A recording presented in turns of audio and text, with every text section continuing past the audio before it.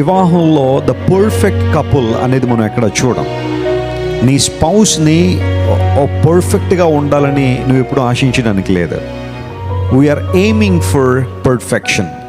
సంపూర్ణలము అగుటకు సాగిపోదుము అన్నాడు పౌలు భక్తుడు. అనగా నీవు నీ జీవిత భాగస్వామిని చూసినప్పుడు పరిపూర్ణులైన వారిని నువ్వెప్పుడు పొందుకోలేకపోవచ్చు, కానీ మీరిద్దరూ ప్రయాణం ప్రారంభించిన తర్వాత ప్రార్థనతోనో దేవుని వాక్యంతోనో పరిశుద్ధాత్మ సంరక్షణలోనే ఎదగడం ద్వారా ఇద్దరు కూడా పరిపూర్ణులుగా తీర్చిదిద్దబడతారు కొంతకాలానికి. ఈ విషయాన్ని గుర్తుపెట్టుకోవాలి. చాలామంది టూ మచ్ ఎక్స్పెక్టేషన్, తన స్పౌస్ నుండి పర్ఫెక్ట్గా ఉండాలని తీవ్ర ఒత్తిడిలోకి వెళ్ళిపోతున్నారు. It's okay. కొన్నిసార్లు మానవ స్వభావంలో మనుషులుగా చిన్న చిన్న కోపతాపాలు లేకపోతే మనస్పర్ధలు ఇలాంటివి అనేవి రావచ్చు. అవి వచ్చినాయని చెప్పి కంగారు పడిపోవాల్సిన అవసరం లేదు.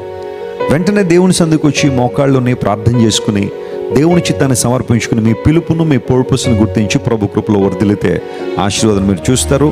ప్రేమ ఉన్న చోట దోషములు కప్పే లక్షణం ఉంటుంది. కాబట్టి నీ జీవిత భాగస్వామిలో ప్రతిరోజు తప్పులెతికి నువ్వు ఇలా అని ప్రతిసారి నిందించడం వలన ఒకనొక స్థాయికి వారు వచ్చినప్పుడు ఇక మనసంతా కఠినం చేసేసుకుని ఓకే నేను ఇలాగే ఉంటాను, నేను మారను, నాలో మార్పును నువ్వు ఎక్స్పెక్ట్ చేయొద్దు అన్నట్టుగా ఒక మాటలో చెప్పాలంటే కఠినమైన రాళ్ళుగా తయారైపోతూ ఉంటారు.